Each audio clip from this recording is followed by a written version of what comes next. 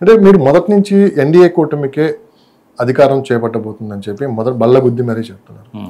అంటే మీరు అక్కడి నుంచి ఒక 15 కోట్ల రూపాయలు డబ్బులు తీసుకొని మొదటి నుంచి ఒక హైప్ క్రియేట్ చేశారని చెప్పి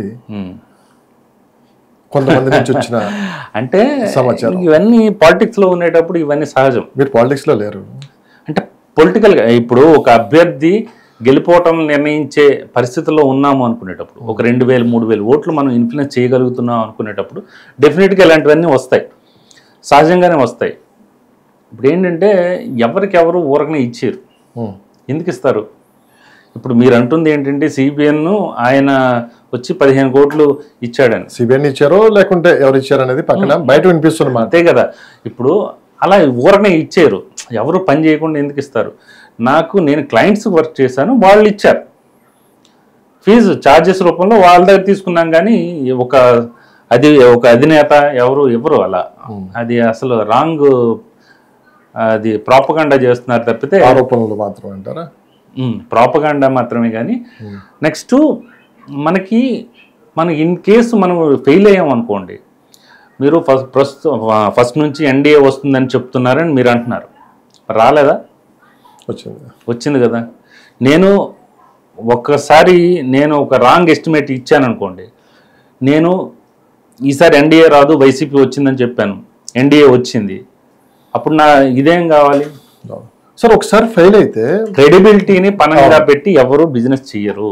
అలా చేశారు అంటే అండర్లైన్ చేసుకోండి, అలా చేశారు అంటే అంతకు మించిన ఏదో లాభం ఉంటుంది. అంటే ఆ లాభం ఒక చోట జరిగింది అంటారా మీరు? జరుగుతుంది, డెఫినెట్గా జరుగుతుంది. This is politics boss. So మీరు మొదటి నుంచి చెప్తుంది ఏంటంటే ఎన్డీఏ కూటమి అధికారంలోకి వస్తుంది అని చెప్పారు. మెజారిటీ అంతా ఎవరికి చెప్పారు, కానీ ఈసారి ఊహించిన మెజారిటీలు ఏ కాన్స్టిట్యున్సీలో తీసుకున్నా కానీ 20,000 తక్కువ, ఎక్కడ మెజారిటీ ఎవరికి తక్కువ లేకుండా వచ్చింది. అంటే టీడీపీకి దాదాపు 134 సీట్లు వచ్చాయి, జనసేన 21, బీజేపీ 8 సీట్లు. ఇంత మెజారిటీ ఏంటి సార్? ఎంత అసలు కంటెస్టెంట్ కూడా ఊహించలేదు. మీరు కూడా ఊహించారు? ఎందుకు అది పక్కన పెట్టండి, ఊహించలేదు.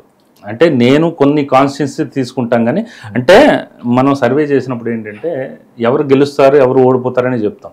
ఇన్డెప్త్గా వెళ్ళాలి అంటే కనుక ఖర్చు అవుద్ది, అది ఎవరు మనల్ని బేర్ చేయరు, అది మనమే పెట్టుకోవాలి. సో ఏంటంటే కొన్ని పిఠాపురం కానీ లేకపోతే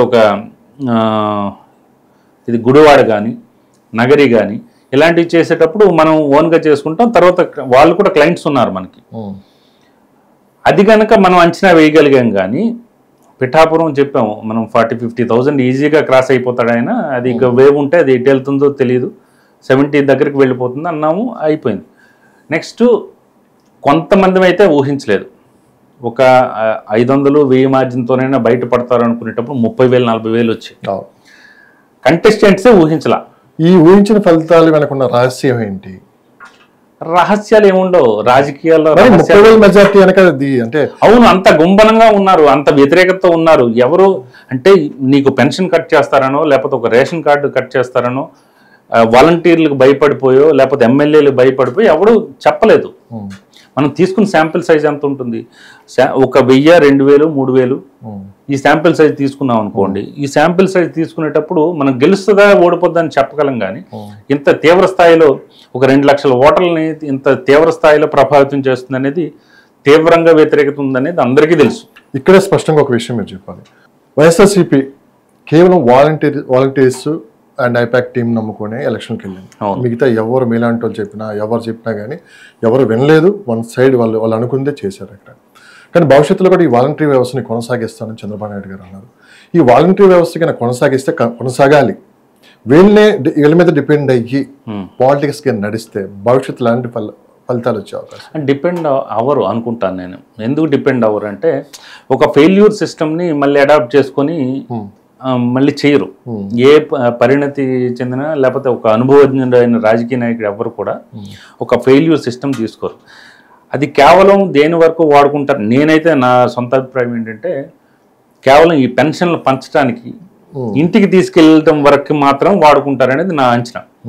ఎందుకంటే అగైన్ డిప్యూటీ సీఎం ఆయన ఉన్నారు, పవన్ కళ్యాణ్ ఉన్నారు. పవన్ కళ్యాణ్కి పంచాయతీ వ్యవస్థ ఇదంతా కూడా తనకు అనుసంధానం చేశారు కాబట్టి, తన మినిస్ట్రీలో ఉంది కాబట్టి ఇక అగైన్ వాళ్ళు చాలా సభల్లో చెప్పారు కదా, సర్పంచులు ఈ అధికారాలు ఉండాలి, పంచాయతీ వ్యవస్థ ఉండాలి, వాళ్ళ ద్వారానే ఈ వాలంటీర్లు వీళ్ళంతా నడవాలి అనేది ఒక సిస్టమ్ అనేది చేస్తారు అనుకుంటారు. కానీ ఎంత కొంత ప్రభావం అయితే ఉంటుంది కదా అంటే మీరు రీసెర్చ్ గతంలో చేసిన రీసెర్చ్ ప్రకారం. అంటే ఇప్పుడు అర్హుల ఎంపిక వరకే ప్రభావం ఉంటుంది, అక్కడే కదా తేడా పడుతుంది. అదే అర్హుల ఎంపిక వీళ్ళు ఎలా చేస్తారనేది ఇక్కడ మెయిన్ క్రక్స్. అది అర్హుల ఎంపిక ఎలా చేస్తారు, మళ్ళీ ఏమైనా కమిటీలు పెడతారా, అదర్వైజ్ ఎంఆర్ఓ చేతికి ఎండిఓ చేతికి ఇస్తారా, ఏం చేస్తారనేది తెలియాలి. మీ సలహా అంటే గత ఫలితాలు చూసిన తర్వాత సలహా ఏంటంటే, అర్హులు అంటే డేటా తీసుకొని దానికి ఏంటంటే ఒక అధికారులతోనే ఒక కమిటీ వేయటం బెటరు, లోకల్ పొలిటీషియన్స్తో కాకుండా అక్కడ అధికారులతోనే వాళ్లే నిర్ణయం తీసుకునేటట్టు. వాలంటరీ వ్యవస్థ అనేది గొప్ప నిర్ణయం, అందులో డౌట్ అయితే లేదు. గత ప్రభుత్వం కావచ్చు, ఇప్పుడు ప్రభుత్వం కొనసాగిస్తూ ఉంటుంది. కానీ వాళ్ళ పరిమితులు ఎంతవరకు ఉండాలి అంటే, రేపు భవిష్యత్తులో పార్టీ మీద కావచ్చు, రాజకీయ భవిష్యత్తు మీద కావచ్చు పడకుండా ఉండాలంటే గత ఫలితాలు చూసిన తర్వాత సో ఎంతవరకు ఉంటే అంటే పార్టీకి సంబంధించి కరెక్ట్ అని మీరు పూర్తి అక్కడ సిస్టమ్ అంతా కూడా వాలంటీర్ల మీద డిపెండ్ అవ్వకూడదు. గత ప్రభుత్వం అదే డిపెండ్ అయ్యింది, అదే ప్రాబ్లం అయింది. అంటే అక్కడ మీకు ఒక సింపుల్ లాజిక్ ఏంటంటే, డైరెక్ట్గా పార్టీ వైఎస్ఆర్సీపీ సెంట్రల్ ఆఫీస్కి కానీ లేకపోతే ప్రభుత్వానికి కానీ డైరెక్ట్ ఈ వాలంటీర్ సిస్టంతో లింక్ ఉంది. మధ్యలో ఈ వ్యవస్థ అంతా కట్ అయిపోయింది. ఏది పంచాయతీ వ్యవస్థ లేదు, సర్పంచ్కి అధికారాలు లేవు, అక్కడ వార్డు మెంబర్లు లేరు, వార్డు మెంబర్లకి ఏమో ఇవి ఉండదు, కేవలం వాలంటీరు అండ్ సెంట్రల్ సిస్టమ్. దీంతోనే ఇదైంది. మీకు అక్కడ కూడా ఈ కమ్యూనిటీ గణాంకాలు ఇవన్నీ కూడాను ఈ వాలంటీర్లు ఇచ్చినవి వీళ్ళు తీసుకున్నారు, దాన్ని బట్టే సోషల్ ఇంజనీరింగ్ కూడా చేశారు. సో ఇక్కడ ఎప్పుడైతే వాలంటీర్తో వాళ్ళు డైరెక్ట్ అయిపోయారో, ఇక్కడ ఈ సర్పంచ్కి కానీ తర్వాత అక్కడ ఎంపీటీసీకి కానీ జడ్పీటీసీకి కానీ లేకపోతే ఎమ్మెల్యేకి కానీ ఏం పని లేకుండా పోయింది. ఏ భార్యాభర్తల గొడవలు తప్పితే ఎమ్మెల్యే దగ్గరికి ఎవడో వెళ్ళినోడే లేడు. సో అక్కడ ఆ సిస్టమ్ తర్వాత అందుకని ఎమ్మెల్యేకి పబ్లిక్ కూడాను డిటాచ్ అయిపోయారు, కనెక్టివిటీ లేదు, హ్యూమన్ టచ్ కూడా లేదు. పులివెందులలో చంద్రబాబు సభ సక్సెస్ అయినప్పుడు నేను చెప్పా, మీరు కావాలంటే నేను అది మీకు లింక్ కూడా పంపిస్తాను. హ్యూమన్ టచ్ అనేది పోయింది.